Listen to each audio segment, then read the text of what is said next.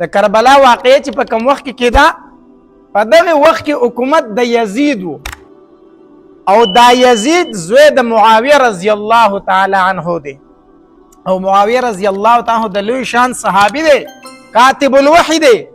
په نبی علیه الصلاة والسلام باندې چې به وحی نازلېدله نو د دې قرآن د دې وحی لیکونکي څه صحابه کرام مقرر کړی شو په هغې صحابه کرامو کې یو معاویه رضی الله تعالی عنه هم و چې ده به دا قرآن لیکو وحی به یې لیکله اگر چې پلار یې صحابي و خو دا زوی داسې صحیح سړی نه و زه په هغې خلکو باندې تعجب کومه چې هغې د حسین رضی الله تعالی عنه په مقابله کې د یزید فضایل بیانوي چېرته د نبی علیه الصلاة والسلام نوسې چېرته د اهل بیتو نه یو ګلاب او د هغه په مقابل کې بیا د یزید فضایل بیانول دا یقینا ظلم دی نو په دغه وخت کې د یزید حکومت و او دا حکومت په زور باندې اغسته و او ظلم به په هر چا کو هر سړی به راته بیعت په ورسره کو د یاري د وجې نه اگر چا به بیعت نه کو وجې به نو خلک په دې مجبوره کړو چې راشئ ما بادشاه تسلیم کړي او زما سره بیعت وکړي نمبر د حسین رضی الله تعالی عنہ راغی هغه پسې سوال جواب ولیکل حسین ته ووایه چې راشي او د یزید په لاس باندې بیعت وکړي او د خپل امیر تسلیم کړي خپل بادشاهي تسلیم کړي حسین رضی الله تعالی عنہ د بیعت نه انکار وکړو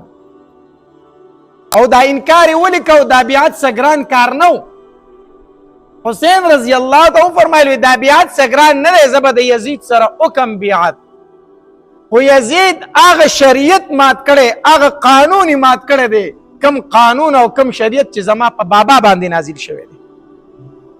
کم چې زمونږ په خاندان او زمونږ په کور کې راغلی دی هغه شریعت د نافذ کړی دی نو که دغه شریعت دغه قانون د نافذ کو نو زه به د یزید په لاس باندې بیعت وکم زه به غلام شمه خو ده هغه قانون مات کړی دی هغه کم څیزونه چې زما په پیغمبر باندې حرام شوي وو کم څیزونه چې زما پیغمبر حرام ګرځولي وو هغه د په خپل قانون کې حلال ګرځولي دي زما د بابا په شریعت کې شراب حرام وو د په خپل قانون کې شراب حلال ګرځولي دي زما د بابا په قانون کې زنا نه وه د په حکومت کې زنا کیږي زما د بابا په قانون کې ظلم نه و د په حکومت کې ظلم کیږي د دې وجې نه زه د یزید سره بیعت کولو ته تیار نه یم نو دا جنگ شوی په څه باندې دی دې باندې لږ سوچ وکړه جنگ شوی په دې باندې دی چې حسین رضی الله تعالی فرمایي زه هغه قانون ته نه یم تیار کم قانون چې د قرآن او د حدیث خلاف هغه قانون نه منم شوی جنگ په دې دی فلسفه د کربلا دا ده چې حسین رضی الله تعالی فرمایلی هغه قانون نه منم کم قانون چې د الله د قانون نه بغاوت کوي مونږه په دې باندې نه سنیانو سوچ کړی دی او نه په شیعاګانو سوچ کړی دی شیعاګان خو چې 10 محرم شروع شي تورې جامې واغونده او بس ځان ته سپېړه ونیسه او ماتم کوه او هله هله هله هله بس دغه کوه کربلا د واقع نه مونږ ته دا پاتې شوي دي چې کله د محرم یا شروع شي ته جړاګانې کوه ویرونه کوه او تورې جامې واغونده او سینه ډبوه دا د کربلا د قان د واقع نه مونږ ته پاتې شوي دي دا یې مونږ ته ښودلي دي یا سنیان به څه وکړي د محرم په میاشت کې منګي به راوالي او قبرستان ته به ځي او په قبرونو به اوبه اچوي په قبرونو باندې اوبه اچوه دا د کربلا واقع ته تفریخي دي یا اوبه تقسیموه او دیګونه پخوه دا د کربلا واقعي سبق دی عجیبه خلک یو ښه منګی راواله او په قبر باندې اوبه واړوه لکه دا پې ولې اړی ځکه چې په کربلا کې زمونږ امامان تږي شهیدان شوي وو په کربلا کې زمونږ امامان تږي شهیدان شوي وو نو موږ ځکه په قبرونو باندې اوبه اړو امامان په کربلا کې تږي شهیدان شوي دي او ته دلته د بنیر په مقبرو کې په قبرونو اوبه اړی نو یو خو دا خبره چې دا اوبه هغوی ته رسي ته سوچ پکار دی لږ فکر خو پکار دی که نه تا په خپل قبر اوبه واړولې نسي چلو شو دا هغې ته ورسېدې یا دا اوبه دې مړي ته ښکته رسي بس جام راواله په یو قبر ته اړه وا په بل ته اړه وا دا ولي کربلا کې امامان تګي شهیدان شي دا جهالت ته جهالت دې د شریعت سره هیڅ تعلق نشته ارزان نه جوړی شوی خبرې د کربلا واقع مونږ ته دا سبق نه دی پرېښی چې سینې ډبه وا او تورې جامې واغونده د کربلا واقع مونږ ته دا سبق نه دی پرېښی چې په قبرونو باندې اوبه اړوه او ښځې پکې کورونو کې کیرونه پخوي او چا ولې پخوي دا مونږ ته پرېښي نه د کربلا واقع مونږ ته دا پرېښي دي چې د الله د قانون نه کوم څیز بغاوت کوي هغه مه منه د ظلم خلاف ودرېږه ظالم ته مخامخ ودرېږه دا مونږ ته د کربلا د واقع نه معلومیږي حسین رضی الله تعالی فرمایل زه د یزید سره بیعت نشم کولی ځکه د زما د بابا قانون مات کړی کوم شریعت چې زما بابا راوړی هغې نه د انکار کړی یزید ورته بیا جنگ ته تیار شه جنگ ته تیار شه کوفی والا ورته وویل وی ته کوفی ته راشه موږ د ټول ملګري یو حسین رضی الله تعالی کوفی ته وغوښتو دغه علاقې د کوفی چې کوم ګورنر و د هغه نوم ابن زیاد و چې مشهور په ابن مرجانه و په لاس باندې بیعت وکړي وی نه کومه وی بیا به جنگ ته تیاریږي حسین رضی الله تعالی فرمایل وی جنگ ته تیار یم ګناه نشم کولی خو دومره کولی شم چې ځان شهید کولی شم خو ګناه نشم کولی حسین رضی الله تعالی چې خیمې ټک والی او ابن زیاد جنگ ته سر وتړو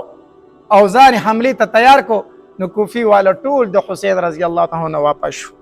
ټول ته وتښتېدل اول راغوښتې و او چې کله جنگ جوړېدو حالات جنگ ته ورسېدل کوفی والا ته ټول ورستي شو حسین رضی الله تعالی صرف د خپل خاندان سره د 2 کسانو سره پرېښود 2 کسانو دا ټول د نبی علیه السلام د خاندان خلک دوی پاتې شو حسین رضی الله تعالی فرمایل اوس یا شهادت ته او یا دغه ظالم ته غاړه کېښودل دي یا دغه د ګناه قانون قبلول دي وی نشم کولی ځان شهید کولی شم خپل خاندان شهید کولی شم خو د ګناه په کار کې حصه نشم اخیستی به هر حال خیمې ټکوالی شوې جنگ شروع شو د نبی علیه صلات وسلام د خاندان به یو کس تو شهید کېده به او واپس شهید به خیمو خواته راوړو اوبه پې بندې شوې د دریاب اوبه یې پې بندې کړې تږي وو لویه واقعه ده ما بیان کړې ده خو زه ته صرف پس منظر بیانوم یو د نبی علیه صلات وسلام د خاندان کس به تو شهید کېده به واپس په راوستی شو په دغې ورځو کې د شاه قاسم کویدن شوي و خو واده یې نه و شوی او حسین رضی الله تعالی عنه کتل چې دا د نبی علیه السلام چې څومره خاندان دی دا به اوس ټول شهید کېږي او د شاه قاسم خو کویدن شوي خو واده یې نه دی شوی نو راشه د مرګ نه د شهادت نه ورله مخکې دا واده م وکړه اوس ګوره خیمې ټکوالی شوي دي او مخې ته د نبي علیه صلات وسلام د خاندان شهیدان پراته دي د هغوی کټ شوي سرونه پراته دي حسین رضی الله تعالی فرمایل وی دا واده کول هم سنت دي راځئ چې دا سنت په دې ټایم کې ژوندي کړو راځئ چې دا په دې ټایم کې ژوندي کړو نو شاه قاسم په یو خیمه کې دی او کور والی په بله خیمه کې ده او واده یې وشو خپلې د ده خیمې ته یې راوستله او چې راوسته نو ناویانو له خلک نکري زیږدي که نه نو حسین رضی الله تعالی فرمایل وی د نبی علیه صلات وسلام د خاندان چې کومې وینې دي د شهیدانو چې کومې وینې دي دا ورته په منګولو باندې ولګوئ نکریزه خو دلته نشته خو د جنگ میدان دی نکریزه شته دی نه وی د شهیدانو وینې دي خو لاس سور کول غواړي نو وی د ناوې لاسونه په وینو باندې سره کوي نو د شاه قاسم د ناوې لاسونه د نبی علیه صلات وسلام د خاندان په وینو باندې سره کړی شو او شاه قاسم له یې ناوې راوسته لومبۍ شپه ده شاه قاسم د خپلې ناوې سره دی په خیمه کې د بار نه ورته اواز وشو وی شاه قاسم د جنگ ستا نمبر دی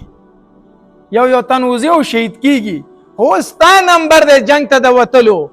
شاه قاسم اسلحه واچوله دکه شانتې بیبي پرېښوده بیبي ورسره سلام یې وکړو په ژړا شوه ورته رخصت یې او چې شاه قاسم لاړ جنګېده لږ ټایم تېر نه و چې د هغه کټ شوی سر د هغه خیمې مخې ته کېښودی شو ناوې راوړه د خپل خاوند هغه کټ شوی سر یې راواغسته په لاسونو کې ونیو دومره ظلم شوی دومره حد درجې ظلم شوی په دې کې د علي اکبر نمبر راغی اواز ورته وشو حسین رضی الله تعالی ورته اواز وکړو علي اکبر ستا نمبر دی د جنگ علماو لیکلي دي وی علي اکبر ته الله تبارک وتعالی ډیر عجیبه حسن ورکړی و، انتهایی حسن ورته ورکړی و.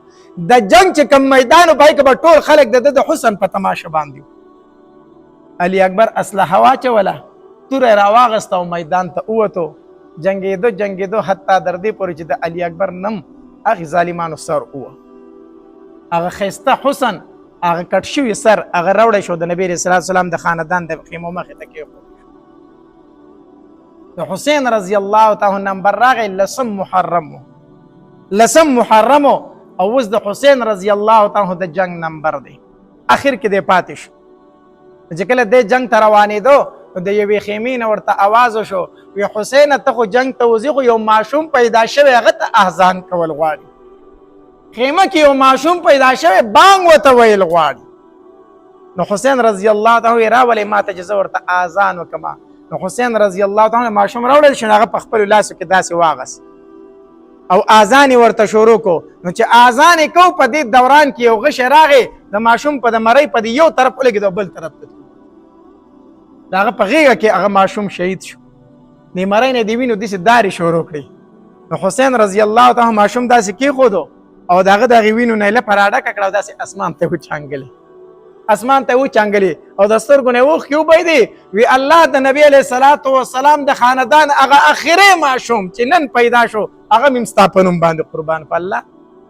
هغه هم نن قربان شو. الله ای د قدرت مالکه، ای د کائنات مالکه، وګوره هغه یې راته شهید، هغه ماشوم شهید شو. او حسین رضی الله تعالی په خپله توره راواغسته ووت، میدان ته ووت جنګ کوي. چې کله دی په دې کافرو دې تورو په منځ کې راګیر شو که نه، نو خور یې تماشه کوله زینب رضی الله تعالی عنها، دې تماشه کوله. د خیمې په یو چوت کې دې تماشه کوله چې زما ورور جنګ ته وتی دی. نو چې کله دی د تورو په دې منځ کې راګیر شو، دا کافر ته تاو شو، نو دا ناڅاپي د خیمې نه وارخطا راووته او چغه یې وواله. چې چغه یې وواله او د حسین رضی الله تعالی په خور نظر شو، نو د هغې تورو نه د کافرو نه په چل کې ځان راویستو او چې راغی زینب رضی الله تعالی ته ځان راورسو، د لاسه یې ونیوه او خیمې ته یې راوسته او تقریر یې ورته شروع کړو. وی خور یوه خبره زما واوره، خو ته په خپل اختیار باندې نامحرم سړي ولیدې او په تا باندې د پردي سړي نظر پرېوته او دا ستا په اختیار کې و، نو الله ته به ګوره ته جواب ورکوې زه ذمهوار نه یم. ته د خیمې نه ولې بار ته راوتې؟ ځکه علماو لیکلي دي وی زینب رضی الله تعالی ته الله عجیبه حسن ورکړی. دا د حسین رضی الله تعالی خور ده، د علي رضی الله تعالی لور ده. وی په دې باندې عجیبه حسن پروت، عجیبه حسن پې پروت. نو حسین رضی الله تعالی ته وفرمایل وی خورې کو د نامحرم نظر در باندې پرېوتو او دا ستا په اختیار کې وه، نو په ورځې د آخرت به خپل جواب په خپله ورکوي. دې حالت ته وګورئ ښه، د کربلا د واقعې نه موږ ته څه معلومیږي؟ دې حالت ته وګوره، د نبي علیه صلات وسلام د خاندان سرونه پراته دي، په مړو باندې په شهیدانو باندې جړا کوونکي صرف یوه زینب پاتې شوې ده. حسین رضی الله تعالی د کافرو په منځ کې ګیر دی، خو بیا ورته حسین رضی الله تعالی فرمایي خورې پرده وکړه، بې پرده راته نشي ګورئ. نن موږ چې کوم ماتمونه کوو، نو زنانه به تورې کپړې اچولي او تیز میک اپ به یې کړی او تنګې تروشي جامې به یې اغوستي او دا به روانه وي او سینه به ډبوي او زه ماتم کومه. تورې جامې به یې اغوستې او ورسره میک اپ به یې کړی ښه تیز او دا څه کوي؟ ماتم کوي. کربلا واقعي موږ ته دا پرېښي دي؟ د کربلا واقعي نه موږ ته دا سبق میراو شوی دی؟ زینب رضی الله تعالی بیا خپلې خیمې ته تللې ده، خو بار ته نه ده راوتې بیا، حتی در دې پورې چې د حسین رضی الله تعالی عنه هم شهید شو. او چې کله دی شهید شو، الله بعضې علماو لیکلي دي دومره ظالمانو چې د حسین رضی الله تعالی دا سر یې په یو مزي کې واچو او د زین العابدین غاړې ته یې ور واچو او داسې روان کړي دي. نو چې کله هلته ورسېدل، د نبی علیه صلات وسلام د خاندان زنانه دي او شهیدان سرونه دي. نو چې کله دا د یزید دربار ته ورسېدل، نو یزید وی د نبی علیه صلات وسلام د خاندان زنانه ما ته مخې ته راپېښ کړئ، دوی ما ته مخې ته پېښ کړئ. نو چې د نبی علیه الصلاة والسلام د خاندان زنانه یزید ته مخامخ پیش کړې شوې. یزید ورته وویلو اخلي د بغاوت انجام، زما د بادشاهۍ نه چې چا بغاوت کو نو اخلیدل څنګه چل مې ورسره وکړو. نو زینب رضی الله تعالی عنها ورته وفرمایل ای یزیده زه افسوس پتا باندې کوم چې میدان محشر وي او د قیامت ورځ وي او نبی علیه الصلاة والسلام ته پیش شي او نبی علیه الصلاة والسلام درنه د خپلو بچو تپوس وکړي چې ته به څه جواب ورکړې. زه حیرانه په دې ما چې ته به په میدان محشر کې زمونږ بابا ته څه جواب ورکړې چې ما حسین ولې شهید کړی دی. نو دومره د درد او د غم وختو که نه چې روایتو کې راځي وایي د یزید د سترګو نه اوښکې روانې شي اواز یې بند شو. حالانکې کړی هم دا کار خو چې بیا هم دې واقعي ته وکتل د دې خبرې جواب ورسره نه و چې زه به نبي علیه السلام ته څه جواب ورکوم نو د سترګو نه یې اوښکې روانې شوې په ژړا شو. دومره دردناکه واقعه ده، غمجنه واقعه ده. حالانکې یو طرف ته چې و هغې هم ځان ته مسلمانان وي او بل طرف ته چې و هغې هم ځان ته څه وي مسلمانان وي. یو طرف ته خو یقینا حقیقي مسلمانانو د نبي علیه الصلاة والسلام خاندانو، خو هغې بل طرف هم ځان ته مسلمانان وي، د اسلام دعوه یې کوله. ته به اوس تعجب کوي چې مسلمان به مسلمان څنګه وجني، دومره ظلم به څنګه کوي. نو نن یې کوي که نه کوي؟ دا ته چې دا ټوپک راوالې او دا کم کس ولي وی زما دشمن دی دا مسلمان کو کافر دا مسلمان نه. ته چې په چا ډس کوي ولي هغه کافر دی سا مسلمان نه دی.